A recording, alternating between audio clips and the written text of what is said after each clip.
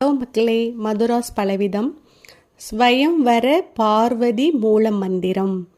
ஓம் cream யோகினிம் யோகினி யோகேஸ்வரி யோக பயங்கரி சகல ஸ்தாவர ஜங்கமஷ்ய முக கிருதயம் மம வசம் ஆகர்ஷாய நமக அப்படிங்கிற திருமண தடைகளை தகர்த்து எறிஞ்சி விரைவில் திருமணம் நடப்பதற்கான ஒரே மந்திரம்.